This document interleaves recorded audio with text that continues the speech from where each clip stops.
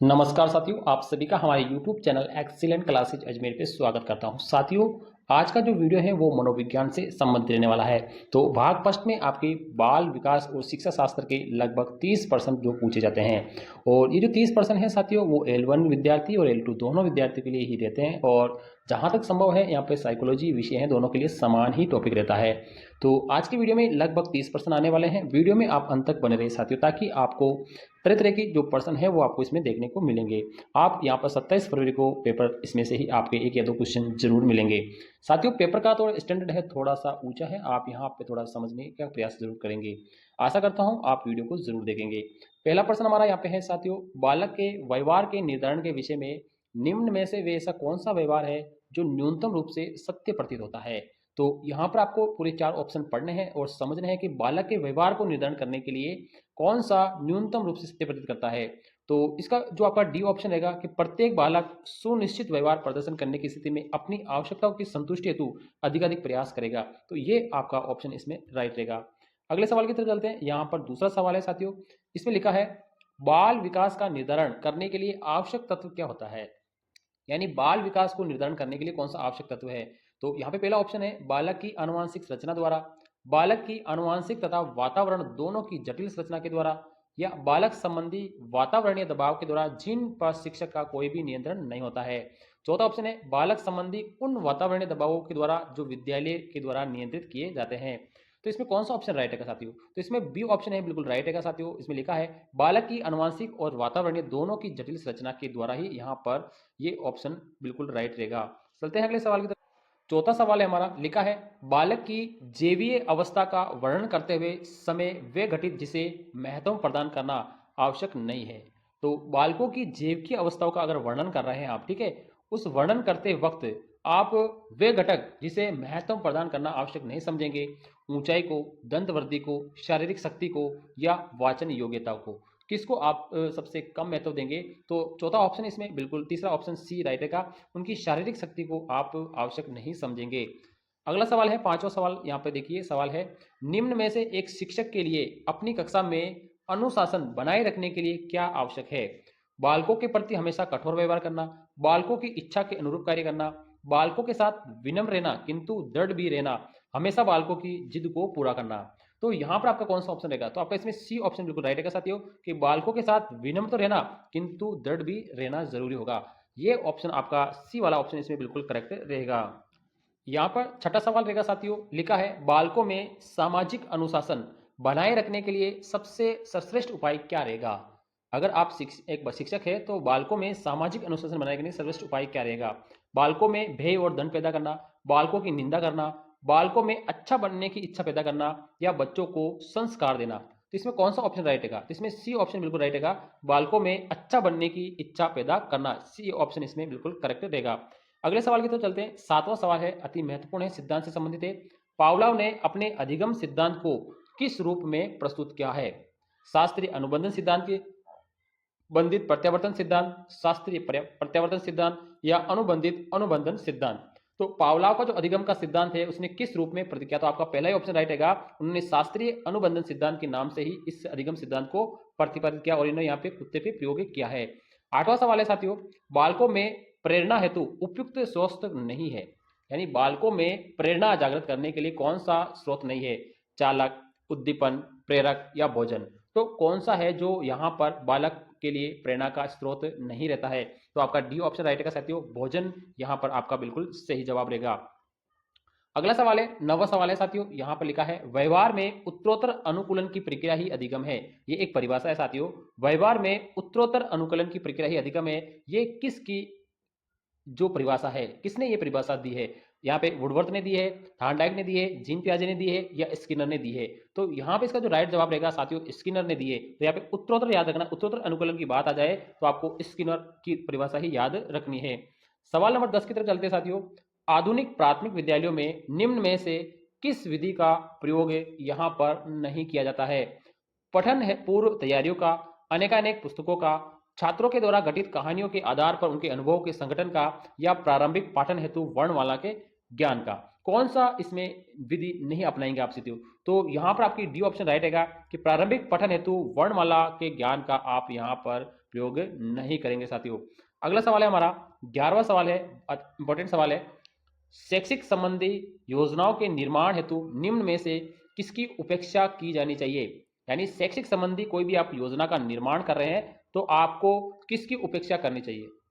बालकों के पूर्व ज्ञान की, बालकों की रुचियों और आवश्यकताओं में अंतर की, बालकों की उन्नति ज्ञात करने की, या बालकों की आवश्यकता पूर्ति करने की, किसकी आप उपेक्षा करेंगे? तो यहां पर पहला ही आपका ऑप्शन रहेगा कि बालकों के पूर्व ज्ञान की आप क्या करेंगे? उपेक्षा करेंगे। तो आपका एक ऑप्शन इसमें बिल्कुल करेक्ट रहेगा, बाकी तीन आपका इसमें जवाब बिल्कुल सही रहेगा। 12वां सवाल है साथियों, यहां पर लिखा है शिक्षकों के संगठन के विषय में निम्न में से कौन सा तथ्य सत्य है? आपको सत्य कथन आपको क्या करना है इसमें से देखना है। पहला है यहाँ पे, इन संगठनों का राजनीतिकरण हो गया, गलत है। इन संगठनों में महिला और पुरुषों का विभेदीकरण हो गया, ये भी गलत है। इन संगठनों में सहयोगात्मक रवैया है वो समाप्त हो गया, तो ये सी ऑप्शन है बिल्कुल राइट रहेगा साथियों, यही आपका सत्य कथन रहेगा। अगला सवाल है 13वां, पूर्व माध्यमिक कक्षा के बालकों के सामाजिकरण में खेलों द्वारा जो लाभ प्राप्त होता है वे क्या होता है? ठीक है, तो यानी कह रहा है पूर्व माध्यमिक कक्षा के बालक, पूर्व माध्यमिक कक्षा के जो बालक है उनका सामाजिकरण, उनके सामाजिकरण में जो खेलों के द्वारा जो भी लाभ प्राप्त होता है वे कौन सा लाभ रहेगा साथियों? तो यहाँ पे देखिए, बालक की क्रियाओं का अन्य बालकों की तुलना में मूल्यांकन हो जाता है, नहीं, गलत रहेगा। वे बालक सामाजिक प्रत्याशाओं के अनुकूल समायोजन क्या करता है वो सीख लेता है, ये सही जवाब रहेगा। बालक शारीरिक रूप से विश्राम पाता है, ये आपका गलत रहेगा। बालक के शारीरिक और गामक विकासों को बढ़ावा मिलता है, ये भी आपका गलत रहेगा। तो यहाँ पर आपका बी ऑप्शन बिल्कुल करेक्ट रहेगा साथियों, बालक सामाजिक प्रत्याशाओं के अनुकूल क्या करता है, समायोजन को क्या करता है वो सीख लेता है। अगला सवाल है यहाँ पे बहुत इंपॉर्टेंट सवाल है साथियों, यहां पर देखते हैं, क्रिया की सफलता से संतोष और असफलता से असंतोष होता है। ध्यान रहे कि किस नियम की ओर इशारा कर रहा है? अभ्यास के नियम, प्रभाव के नियम, तत्परता के नियम, या अनुकूलन के नियम से? तो किसकी ओर क्या संकेत कर रहा है? तो यहां पर आपका बिल्कुल राइट आंसर है प्रभाव का नियम। ठीक है, कोई भी क्रिया कर रहे हैं तो सफलता से संतोष और असफलता से असंतोष होता है, ये प्रभाव का नियम होगा साथियों, प्रभाव का नियम जो मुख्य नियम है। ठीक है, अगला सवाल यहाँ पे लिखा है, प्रशिक्षण स्थानांतरण का संबंध निम्न में से किसके साथ है? यानी प्रशिक्षण स्थानांतरण का संबंध है वो किसके साथ है? पर्यावरण से सीखने के साथ, नवीन कार्य सीखने के साथ, एक परिस्थिति से प्राप्त प्रशिक्षण का दूसरी परिस्थिति के सीखने में उपयोग करने के साथ, या विभिन्न प्रशिक्षकों से भिन्न विभिन्न कौशल सीखने के साथ? तो इसमें कौन सा ऑप्शन राइट रहेगा साथियों? तो यहाँ पर जो बिल्कुल सही जवाब रहेगा सी, एक परिस्थिति से प्राप्त प्रशिक्षण का दूसरी परिस्थिति के सीखने में उपयोग करने के साथ, इसका बिल्कुल राइट जवाब रहेगा साथियों। अगले सवाल की तरफ चलते हैं, यहाँ पर 16वां सवाल हमारा है, माध्यमिक स्तर पर छात्रों में याद करने का सबसे अच्छा तरीका क्या है? रटना, समझना, जोर जोर से पढ़ना, लिखकर याद करना? तो कौन सा जवाब है इसमें साथियों? बी बिल्कुल राइट रहेगा साथियों। अगर आप माध्यमिक कक्षाओं में आ चुके हैं तो आपको समझकर ही याद करना होगा, ये सबसे अच्छा तरीका रहेगा। 17वां सवाल है साथियों, निम्न में से किसको अभिकर्मित अनुदेशन का जन्मदाता माना जाता है? यानी अभिकर्मित अनुदेशन का जन्मदाता माना जाता है। तो यहां पर देखो, पहला ऑप्शन है ऑपरेंट कंडीशन को, क्लासिकल कंडीशन को, उद्दीपक अनुक्रिया के अधिगम को, या इनमें से कोई नहीं। ठीक है, तो इसका बिल्कुल राइट जवाब रहेगा पहला, ऑपरेंट कंडीशनिंग को ही यहां पर जन्मदाता माना जाएगा अभिकर्मित अनुदेशन का। तो एक ऑप्शन इसमें आपका बिल्कुल करेक्ट रहेगा। चलते हैं 18वें सवाल की तरफ, यह भी एक महत्वपूर्ण सवाल है, सीखने के उद्दीपक अनुक्रिया सिद्धांत, उद्दीपक अनुक्रिया सिद्धांत के प्रतिपादक कौन है? तो यहां पर सीखने का जो उद्दीपक अनुक्रिया सिद्धांत है वो किसने दिया है? थॉर्नडाइक ने दिया है, जीन पियाजे ने दिया है, स्किनर ने दिया है, या कोहलर ने दिया है? तो इसका राइट जवाब रहेगा साथियों, ये है आपके थॉर्नडाइक ने दिया है साथियों। किसने दिया है? थॉर्नडाइक, जो बिल्ली पे जिन्होंने प्रयोग किया है, यहाँ पर इसे उद्दीपक अनुक्रिया सिद्धांत की, इसको शॉर्ट में हम एसआर थ्योरी भी कहते हैं साथियों। ठीक है, अगले सवाल की तरफ चलते हैं, सवाल नंबर 19 है हमारा, प्राथमिक कक्षा के बालकों में पाए जाने वाला वे सर्वोच्च कारक है जो बालकों की मित्र भावना को स्पष्ट रूप से प्रदर्शित करता है। तो ये कौन सा रहेगा साथियों? प्राथमिक कक्षा के बालकों में पाए जाने वाला वे सर्वोच्च कारक जो बालकों में मित्र भावना को स्पष्ट रूप से प्रदर्शित करता है, कौन सा रहेगा? एक समान सामाजिक आर्थिक स्तर, बुद्धि और शैक्षिक लब्धि में समरूपता, अभिभावकों के साथ मित्रता, साथ साथ खेलने की भावना। तो यहां पर आपका बिल्कुल जवाब डी रहेगा साथियों, साथ साथ खेलने की भावना ही मित्र भावना को स्पष्ट रूप से प्रदर्शित करेगी।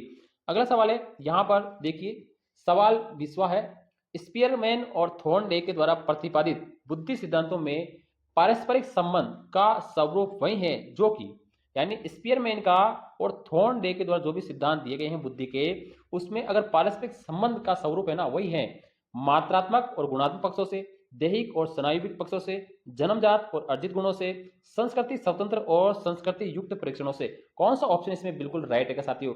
तो आपका ए ऑप्शन ही बिल्कुल राइट है साथियों। मात्रात्मक और गुणात्मक पक्षों में यहाँ पर संबंध रहेगा पारस्परिक, तो इसमें ए ऑप्शन आपका बिल्कुल करेक्ट रहेगा।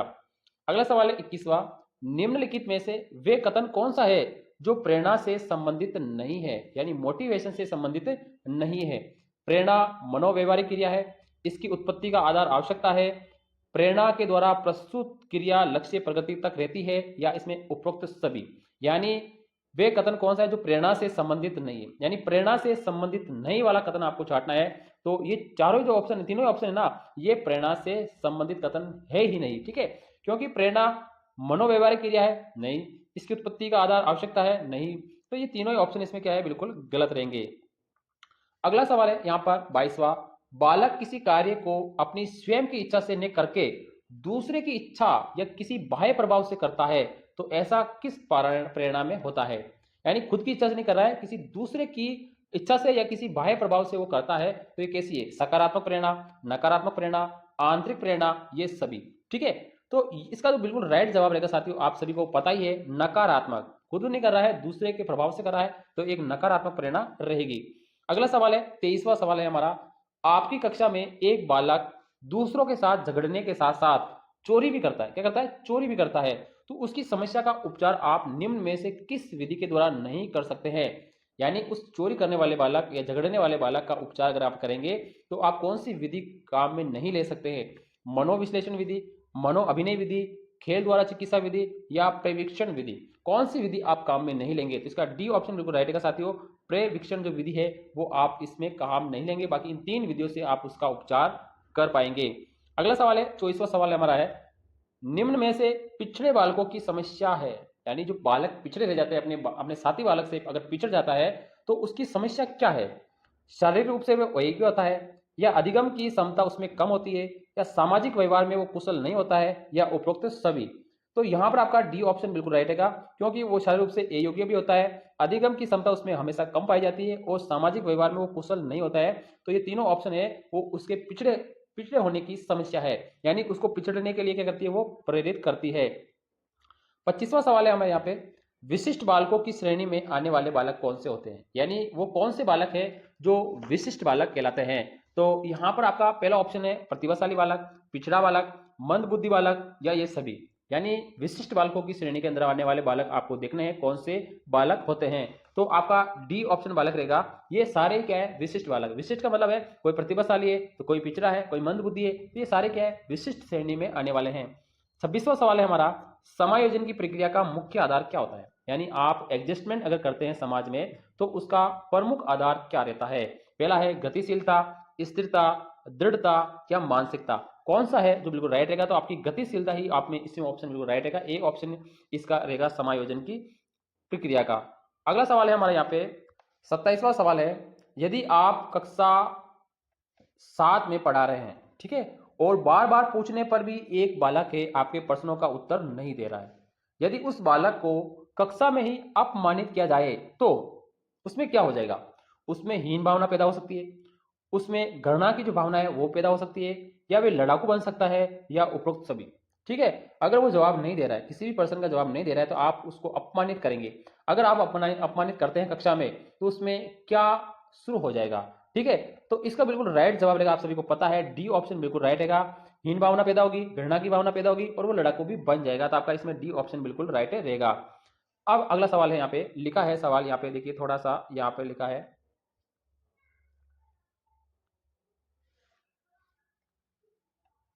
सवाल है यहां से थोड़ा सा बड़ा कर दिया मैंने।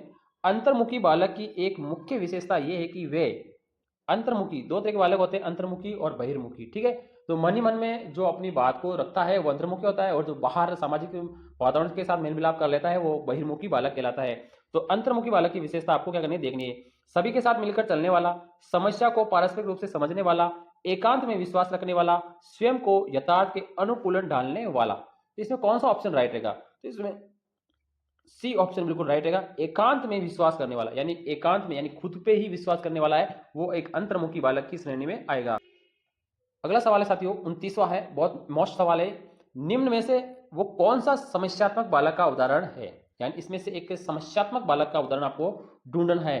तो इसमें जो पहला ऑप्शन है पिछड़े बालक, मंदबुद्धि बालक, प्रतिभाशाली बालक या चोरी करने बालक, कौन सा बालक है एक समस्यात्मक बालक की श्रेणी के अंदर आता है? तो आपको सारों को दिख रहा है डी, चोरी करने वाला जो बालक है वो एक समस्यात्मक बालक का एक उदाहरण है। आपका डी ऑप्शन इसमें बिल्कुल राइट है।